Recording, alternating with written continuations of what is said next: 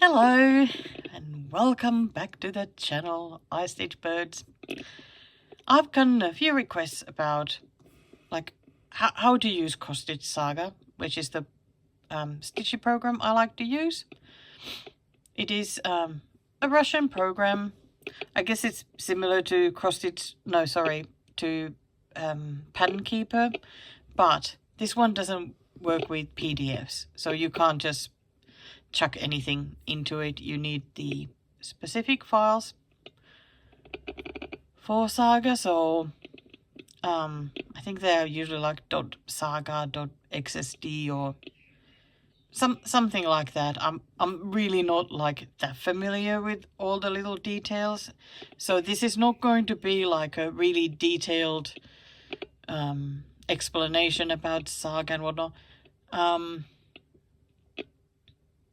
I know that lovely Lindsay from Blushing Pink Stitches, she is going to make soon a video about Cross Stitch Saga, and I think she's going to make it probably like a much more comprehensive one.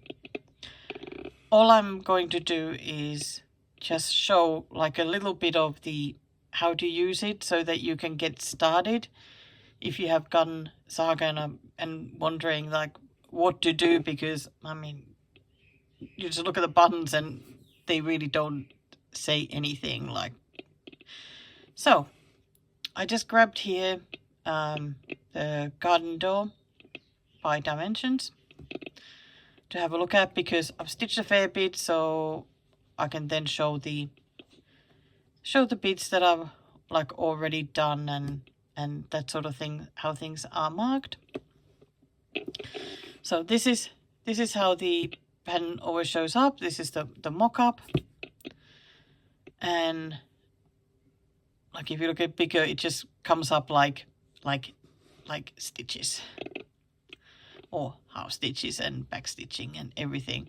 That's the greatest thing about Saga, is that you have everything on it. Back stitching, French knots, whatever it is, lazy daisies, and you can mark them all off. Because I think in Pattern Keeper you just get the stitches, not the like cross stitch and half stitches, not back stitching and whatnot. I've of course never used it, so I don't know. That's just the thing I have. And when you go to this eye, that is when the I'll turn that off for now. That is when the mock-up turns into the pattern. So when you look at closer, now you have your different colors. And the half stitches are always these ones that are like, that look like a slice there with the white corners. And depending on which direction the half stitches go, I mean, usually they go this way, don't they? But if you look at the picture and they're meant to go that way, you can go up here and wait, okay, there's the half stitches. Wah! Half stitches.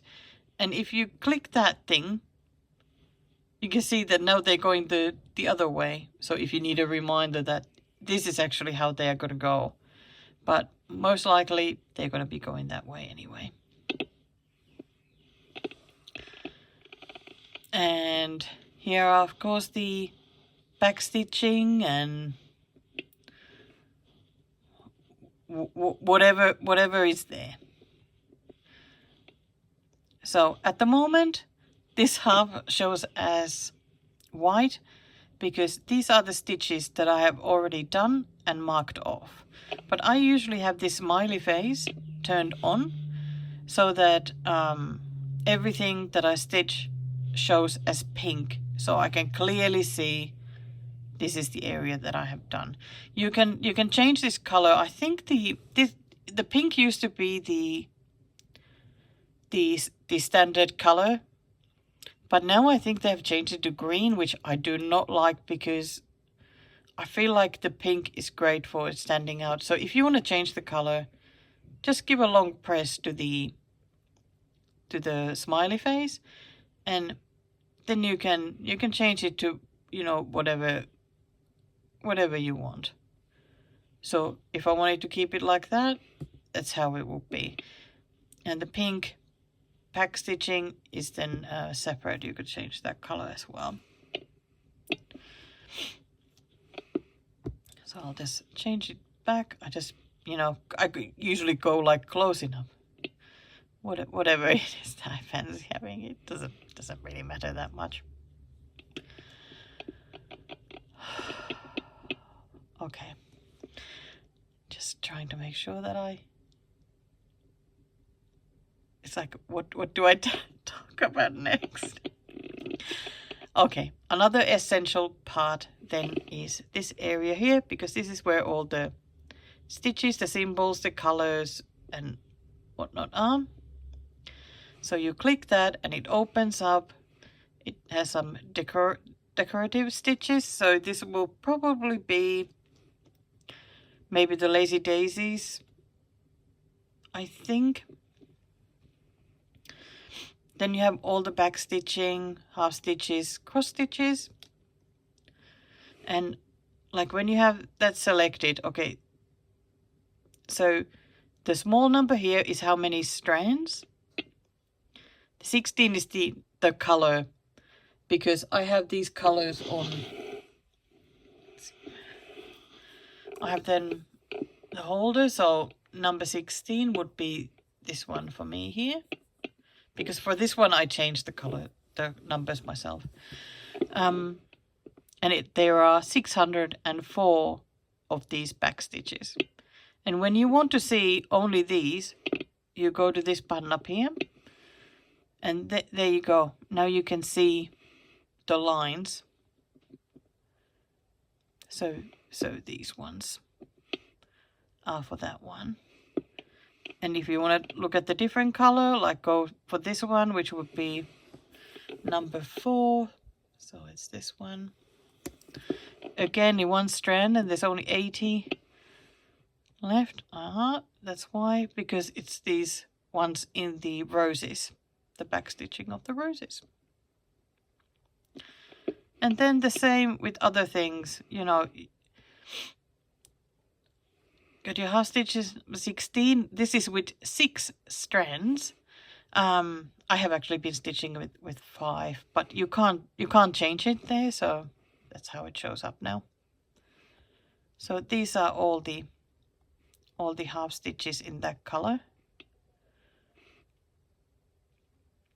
And when you want to mark something off, I use just a inky pen. We just color it and it turns the color. Then if you make a mistake, you go to this one, it turns upside down, you go over again, and done. And then you select it back down.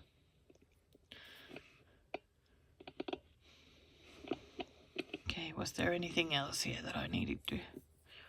And you can get this listed in many different ways. Like at the moment I have them from the highest number of stitches to the lowest, which is I have 0 left because I've already completed those colors.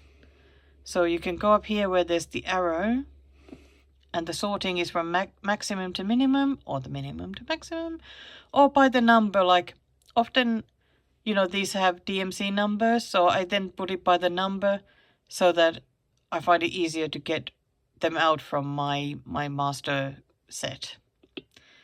These ones, I've never done anything with those, so I don't know.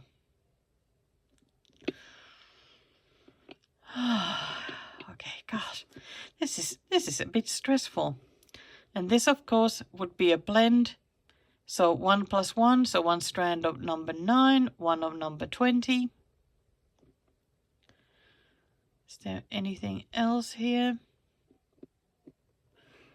Anything else in the half stitches? No. I think that's it. This is something new, this card. I don't know yet what it is. Oh, yes. Now I remembered something I need to show. Let me see. It's one of these greens, I think. Here we go. So I selected from the cross stitch this green, so this would be number 5 on my holder, 2 strands. This is like under the full cross, but this particular color appears also as half stitches with 2 strands, so the same amount. So it then shows them both, but you can of course differentiate because this one has the white corners empty. So these are done half stitches with 2 strands. These ones are full cross with 2 strands. So you can keep working on both at the same time because you already have the same number of strands anyway. I do like that. That works well for me. Okay, so then other things that I use from here. This one I definitely go check all the time. So this is where you can see your progress percentage. Here is your complete number of stitches. It's this one in the marathon. So 23,192.5. This is how much I've done so far. So 10,998.5. And how many stitches I still have left. And here's the same for then each category, like the back stitches, the total, how many I've done, how many I've left. Long stitches, decorative, the half stitches. Gosh, I've done half of the half stitches. That's awesome, like all over half. And the cross stitches. Haven't quite made it halfway yet. Then on this side, it saves your daily stitches. Like whenever you stitched, always for that day, however many you've done. And it's nice because you can go back and have a look. Oh, okay, stitched that many that day. And oh, look at that. On my birthday, I did 8 stitches. Wow. Wow, what a champion day. It's great. Then we have the bell is if you want to set a goal. Here we go. This is what happens when you have achieved your goal. So I am going to delete it now. But you just press that. If you want to put a name for it, you can. I usually just put, whatever stitch amount I want to do. No need to go by that because it just counts by marathon. So whatever stitches you do, whether you do back stitching or whatnot, it just counts it then towards it. I don't know why it insists on having a timer on, but it does. You can pause it if you like, or you can just leave it playing. I mean, the time really doesn't matter. Oh, dear. And yes, and once it gets to the 500, oh dear, sorry. Then, like I showed, it turns green. And if you're going to take it off, you just swipe left and delete it. That's it. And that's the way you can get it off there. Then the calculator. This is where you can go and check the size of the pattern. What is it going to be in centimeters? And here is a different, like the different fabrics so that you can change the size. Like if you were stitching on 32 count Belfast instead of the Ada, then it changes size. Oh, this is 1/1. This is 2/2. So that will be then the size. And is that 3/3? Does anybody stitch 3/3? Wow. Well, maybe somebody does. I certainly have never done that. So I'm just going to go back. And here are the threads, how much thread is used.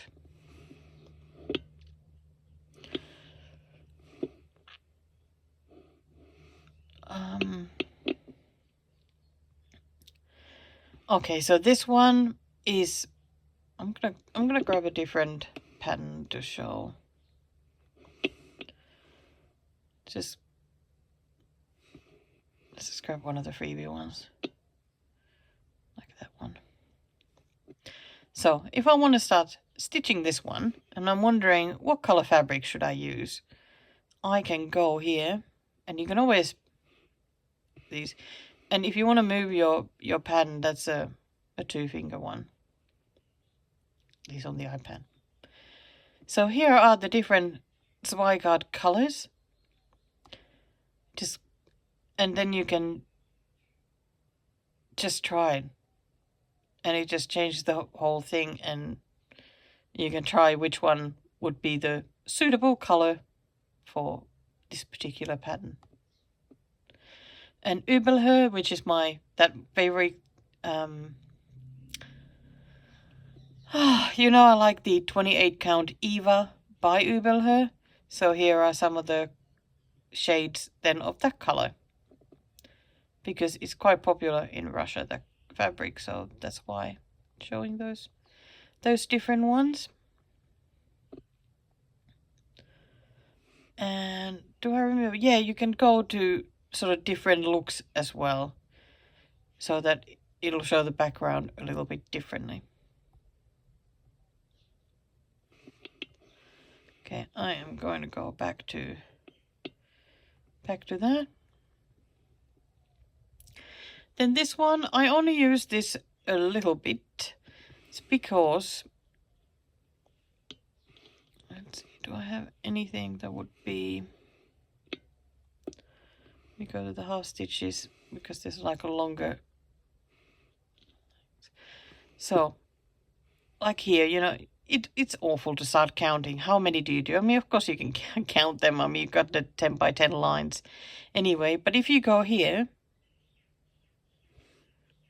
it brings up these, so you don't have to count. You just look here. Okay, it's 4 stitches. This one is 16, 15, 7, 20. And as you keep marking it off, that number keeps changing then. Oh.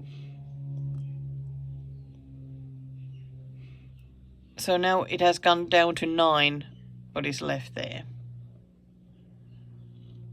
Which I find very handy. And if it doesn't come up, like you click it, then you can select which way do you like having them.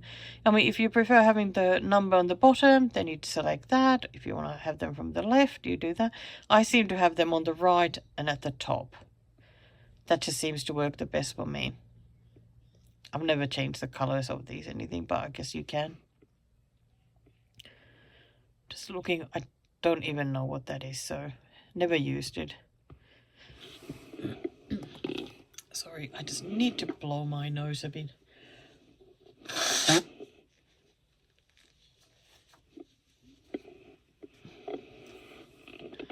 So then I use this one also only for one thing.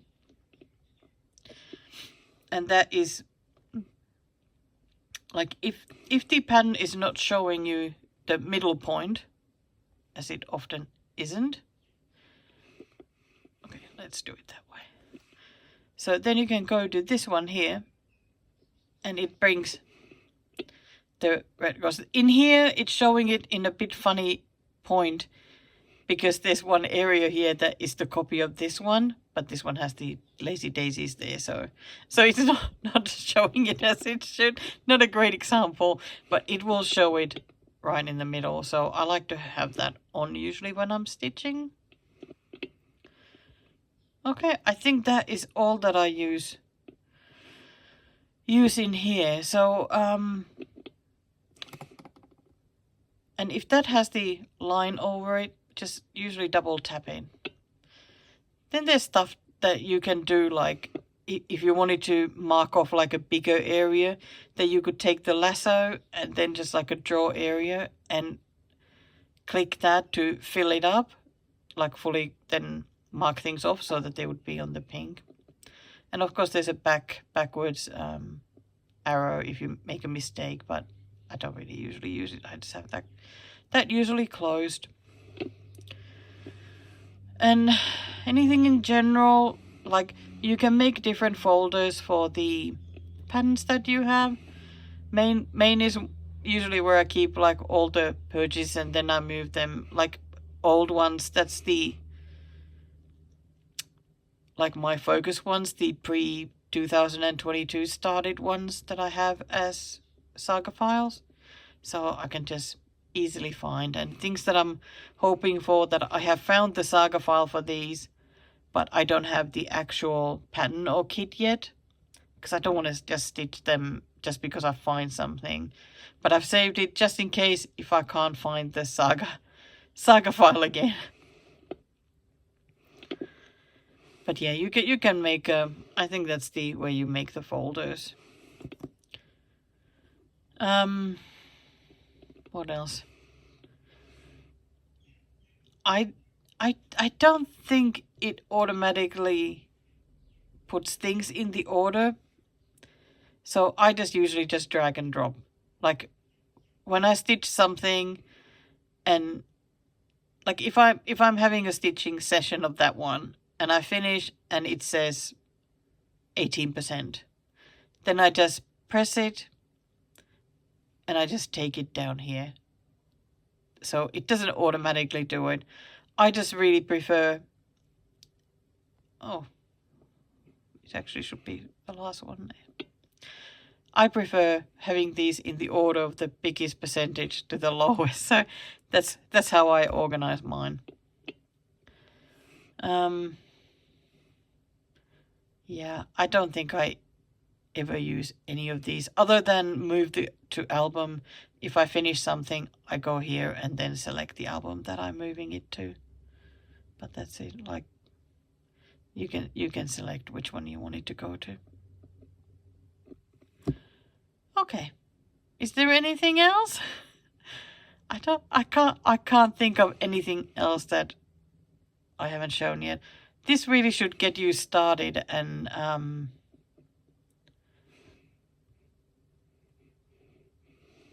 now if I put it on the mock-up, like it's showing like this, it's because that one is still on. So there you go.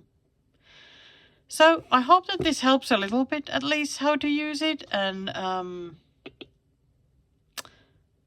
think that's all that I have to show on this one. Let me just have one last think. Because I already showed this one. Oh, this would be somehow changing something color, and yeah, no, I'm not gonna go touch that.